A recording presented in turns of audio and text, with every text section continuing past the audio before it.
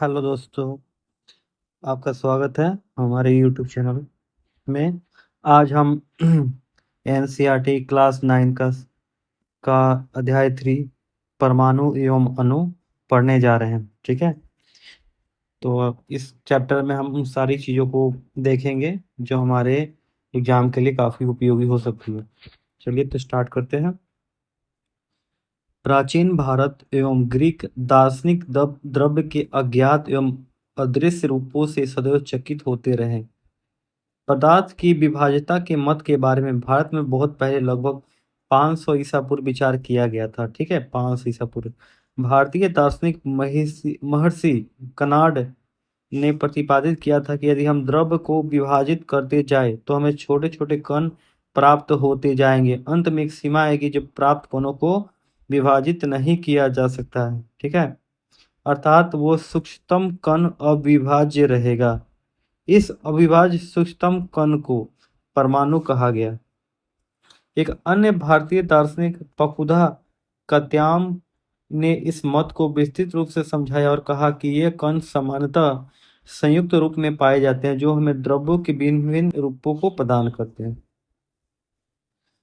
लगभग इसी समय ग्रीक दार्शनिक जो डेमोक्रिटस और एवं ल्यूसिपस ने सुझाव दिया था, यदि हम द्रव्य को विभाजित करते जाए तो एक ऐसी स्थिति आएगी जब प्राप्त कणों को पुनः विभाजित नहीं किया जा सकेगा। उन्होंने इन अविभाज्य कणों को परमाणु कहा था। ये सभी सुझाव दार्शनिक विचारों पर आधारित थे। इन विचारों को वैधता सिद्ध करने के लिए 18वीं शताब्दी तक कोई प्रयोग नहीं हुए थे।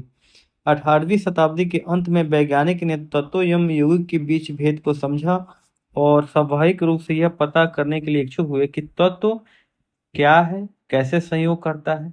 जब तत्व परस्पर संयोग करते हैं तब क्या होता है।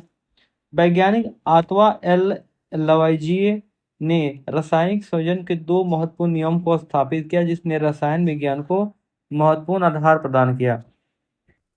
रासायनिक संयोजन के नियम ये पढ़ना है 3.1 में। तो इसमें लिखा है कि लवाइजिए एवं जोसेफ एल प्राउस्ट ने बहुत अधिक प्रायोगिक कार्यों के बाद रासायनिक संयोजन के निम्नलिखित दो नियम प्रतिपादित किए। ठीक है, ये दो नियम क्या है? द्रव्यमान संरक्षण का नियम, ठीक है, एक स्थिर अनुपात का नियम। तो द्रव्यमान संरक्षण के नियम में क्या बताया गया है? जब रासायनिक परिवर्तन संपन्न होता है तब क्या द्रव्यमान में कोई परिवर्तन आता है? तो इसमें क्रियाकलाप दिया हुआ है कि देख लीजिए, एक रसायनों का एक युगल दिया गया। इसमें है एक साइड में कॉपर सल्फेट को रखा गया है, वाई साइड में सोडियम कार्बोनेट को रखा गया है, बेरियम क्लोराइड को एक साइड में, वाई के साइड में सोडियम सल्फेट को, लेड नाइट्रेट को एक साइड में और सोडियम क्लोराइड को वाई साइड में। इस तरह एक्स एंड वाई युगल की सूची में से किसी एक युगल के रसायन का अलग अलग विलयन 10 ml जल में तैयार कीजिए। उपरोक्त तैयार युगल विलयनों में से वाई के विलयन को एक शंक्वाकार फ्लास्क में लीजिए। देखिए देखिए, ये शंक्वाकार फ्लास्क है। इसमें वाई के विलयन को रखना है और एक्स के विलयन को एक छोटी परख नली में लीजिए, जो अंदर आप देख रहे हो। छोटी परख नली को विलय युक्त फ्लास्क में इस प्रकार लटकाइए ताकि दोनों विलयन परस्पर मिश्रित न हो। यानी इस प्रकार लटकाना है कि दोनों मिक्स नहीं होना चाहिए, दोनों विलयन। ठीक है, अंतः वस्तु युक्त फ्लास्क को सावधानी पूर्वक तोड़ लीजिए और फ्लास्क को झुकाकर इस प्रकार घुमाइए कि एक्स एंड वाई के विलयन परस्पर मिश्रित हो जाए। अब इस फ्लास्क को पुनः तोड़ लीजिए। शंक्वाकार फ्लास्क में क्या अभिक्रिया हुआ? क्या आप सोचते हैं कि कोई रासायनिक अभिक्रिया हुआ है? फ्लास्क के मुंह पर कार्क क्यों लगता है? जो कार्क लगा हुआ है, ये देखिए पिक्चर में आप देख सकते हैं। क्यों लगता है, ये सवाल आता है। क्या फ्लास्क के द्रव्यमान और अंतः वस्तु में कोई परिवर्तन हुआ ये पूरे प्रयोग के बाद?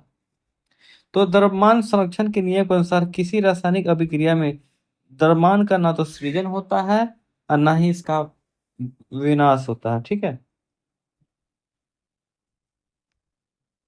अब आते हैं सेकेंड, स्थिर अनुपात का नियम।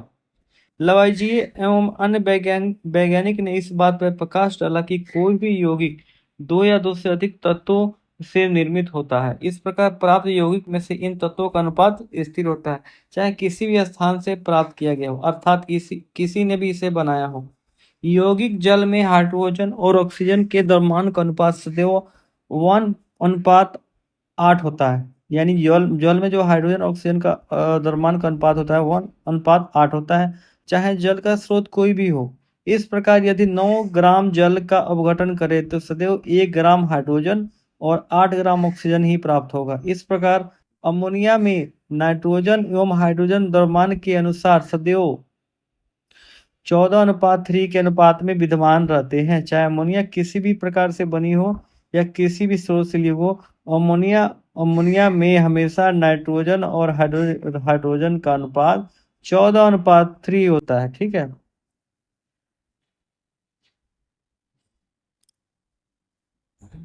उपरोक्त उदाहरण से स्थिर अनुपात के नियम की व्याख्या होती है। इसी अनुपात का नियम क्या है, जिसे निश्चित अनुपात का नियम भी कहते हैं। प्राउस्ट ने इस नियम को इस प्रकार से व्यक्त किया था कि किसी भी यौगिक में तत्व जो होता है वो सदैव एक निश्चित द्रव्यमान के अनुपात में विद्यमान होता है। किसी भी यौगिक में तत्व जो होता है वो सदैव एक निश्चित द्रव्यमान के अनुपात में विद्यमान होता है। अब इसमें पिक्चर में आप देख रहे हैं जॉन डाल्टन के बारे में दिया हुआ है।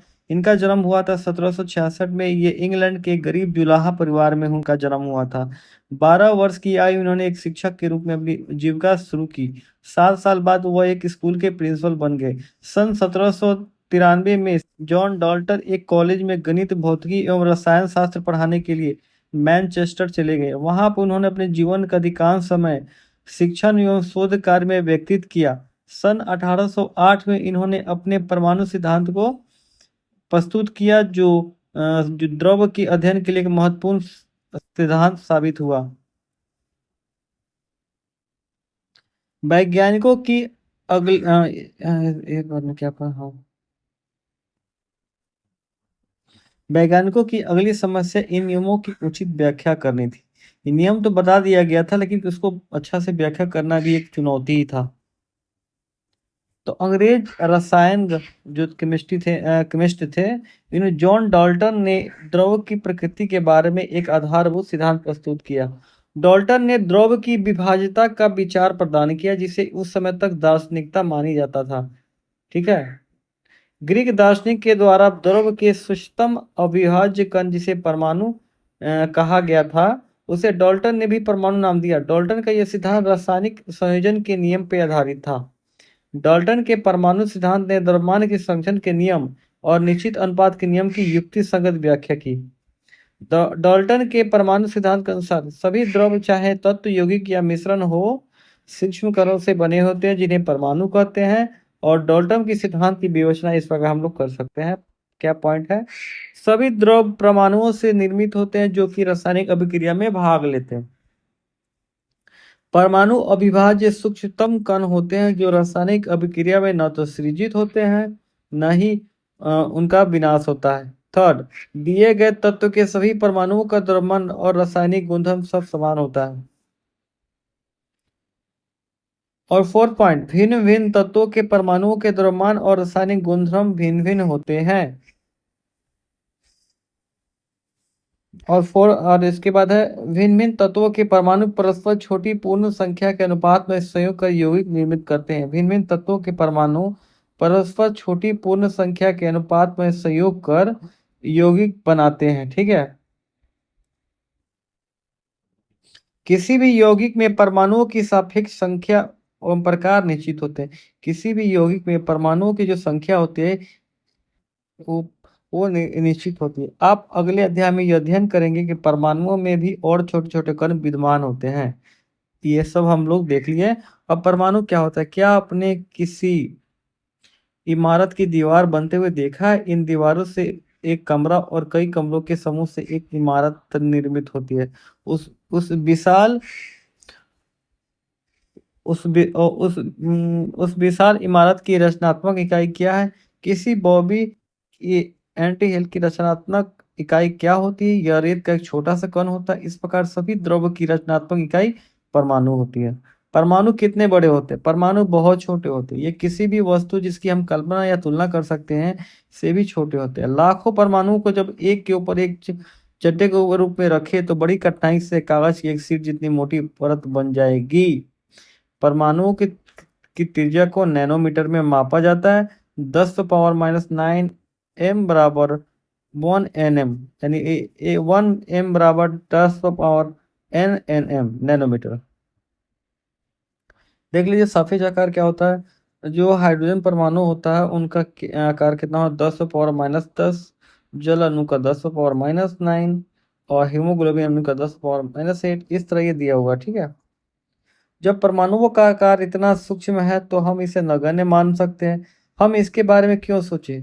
हम इसके बारे में इसलिए सोचते हैं क्योंकि हमारा पूरा विश्व ही परमाणुओं से बना है। चाहे हम उन्हें देख सकते हैं या नहीं देख सकते, फिर भी ये यहाँ विद्यमान है। हमारे प्रत्येक क्रियाकलापों इनका प्रभाव पड़ता है।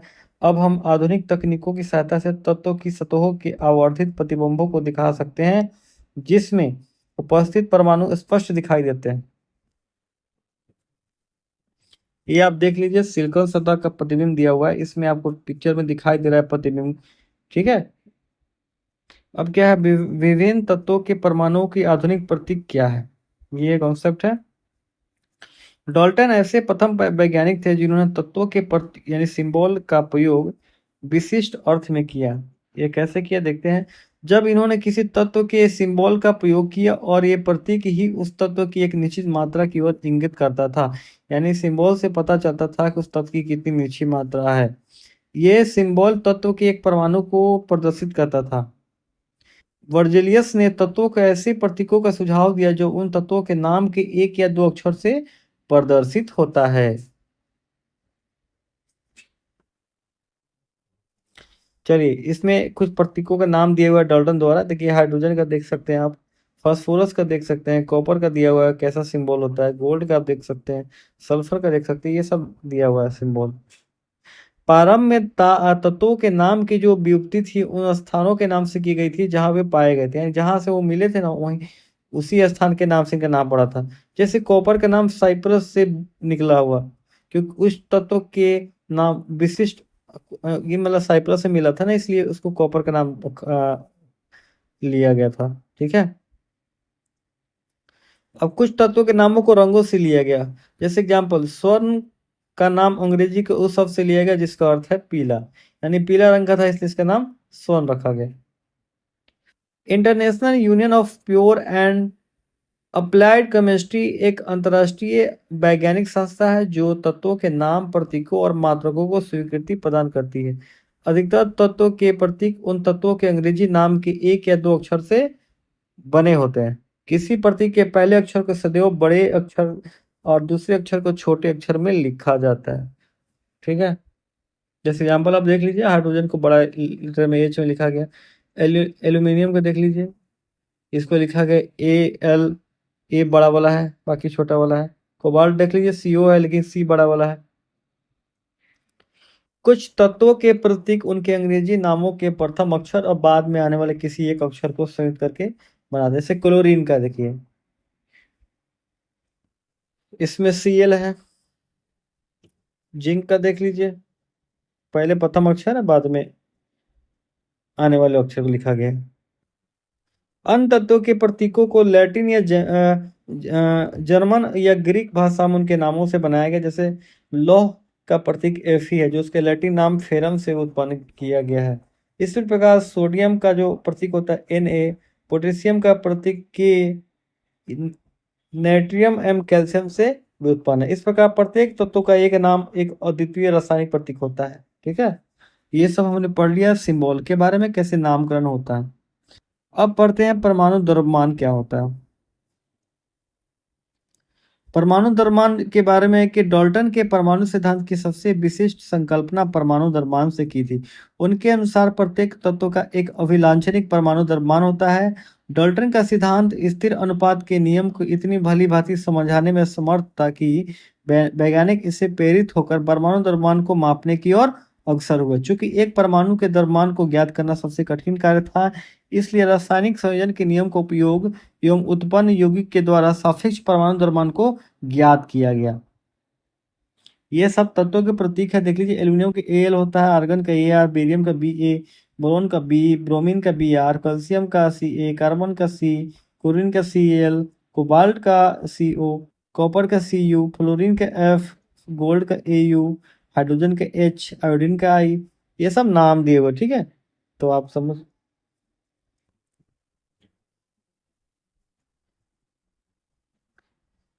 ये सब देख लीजिए काम।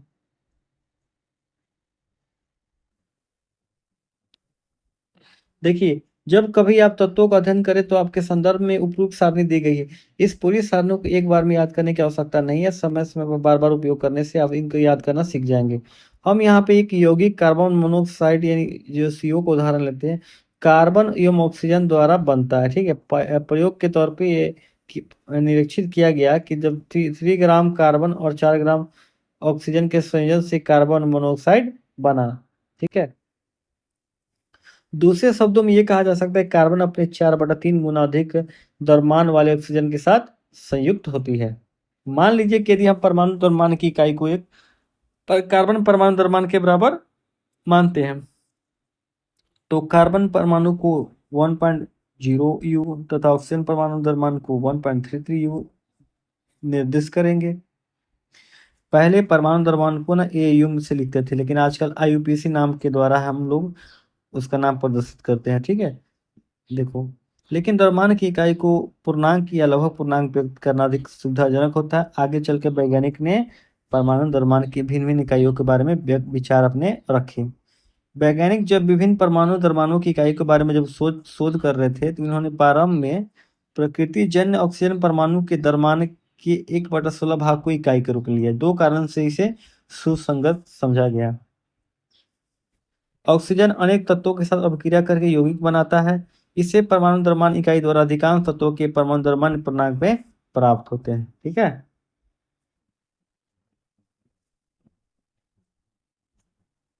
ये सब आप देख लीजिए, इसे परमाणु द्रव्यमान दिया गया है।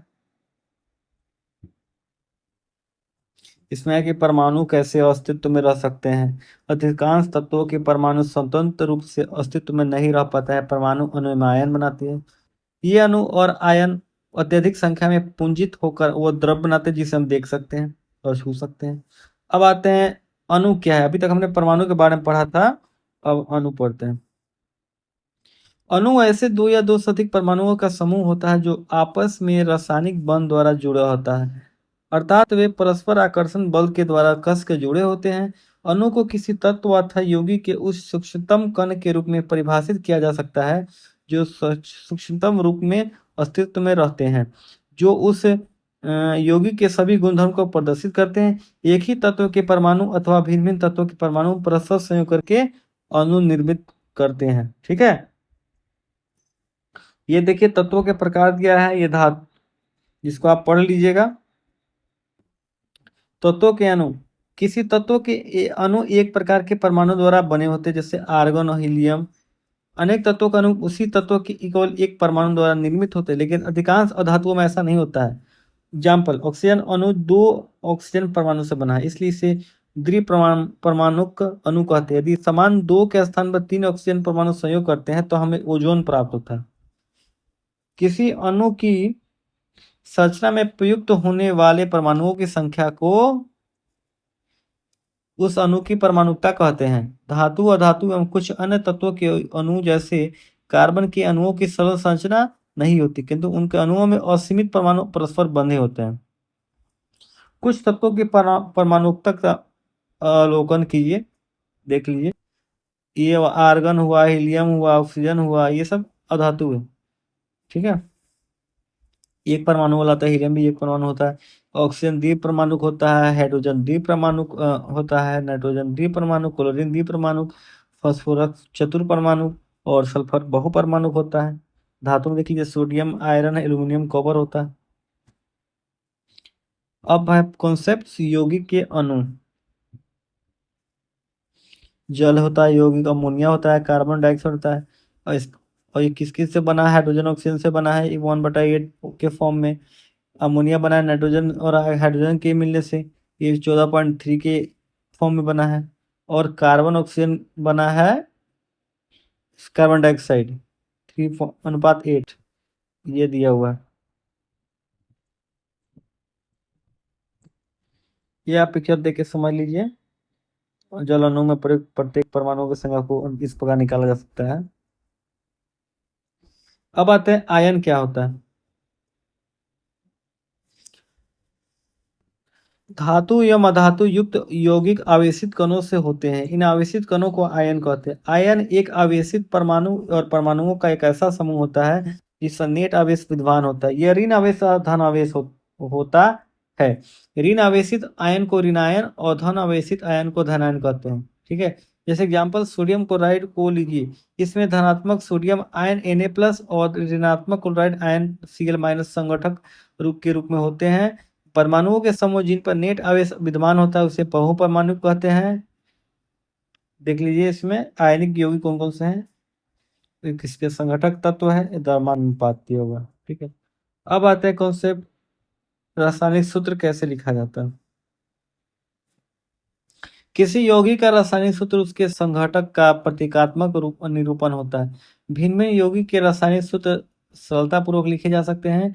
इस अभ्यास के लिए हमें तत्वों के प्रतीकों और उनकी संयोजन क्षमताएं ज्ञात होनी चाहिए। किसी तत्व की संयोजन शक्ति जो होती है ना, उस तत्व की संयोजकता कहलाती है।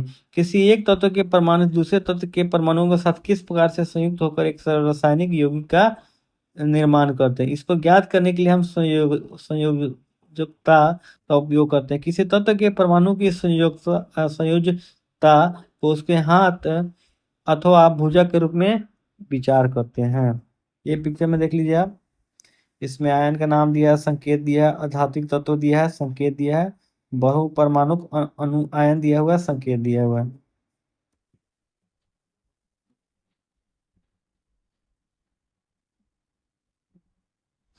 सिंबल्स आप समझ सकते हो आप, कौन ऋणात्मक है और कौन धनात्मक है, किसमें परमाणु द्विपरमाणु है, कौन कौन, ये सब आप समझ सकते हो। हम्म ये सारे के एग्जाम्पल इसमें दिए हुए हैं जिसको आप समझ सकते हो। ठीक है। अब पढ़ते हैं सरल यौगिक के सूत्र। दो भिन्न भिन्न तत्वों से निर्मित सरलतम यौगिक को द्विअंगी यौगिक कहते हैं। यानी दो अलग अलग जो तत्व होता है ना, उससे बना यौगिक को हम लोग द्विअंगी यौगिक कहते हैं। सारणी 3.6 में कुछ आयनों की संयोगिताएं दी गई है। आप इनका उपयोग करके यौगिक के सूत्र लिखने के लिए कर सकते हैं। ठीक है। देख लीजिए हाइड्रोजन क्लोराइड का क्या सूत्र है। तत्व प्रतीक HCl होता है और यहाँ पे सिंबल द्वारा बताया गया है कि इस तरह से हम लोग सूत्र लिखते हैं। हाइड्रोजन क्लोराइड का रासायनिक सूत्र HCl है और यह हर सल्फाइड, ये सबका सूत्र दिया हुआ है। आप इसको देख के समझ सकते हैं। एक एक कॉन्सेप्ट है इसमें, आप देख के पढ़ के अच्छे से पढ़ के समझिएगा। ठीक है। इसमें लिखा है कि मैग्नीशियम क्लोराइड का सूत्र ज्ञात करने के लिए पहले हम धनायन Mg2+ लिखते हैं। इसके पश्चात ऋणायन क्लोराइड लिखते हैं। यानी हम लोग क्या करते हैं, अब इसको आड़ा तिरछा करके उसका सूत्र प्राप्त करते हैं। ठीक है। तो हमने ये पढ़ा है। अब बहुपरमाणुक आयनों वाले यौगिक का नाम दिया हुआ है। इसमें सोडियम नाइट्रेट है, कैल्शियम हाइड्रोक्साइड है, ये सब सूत्र इनका दिया हुआ है, देख लीजिए।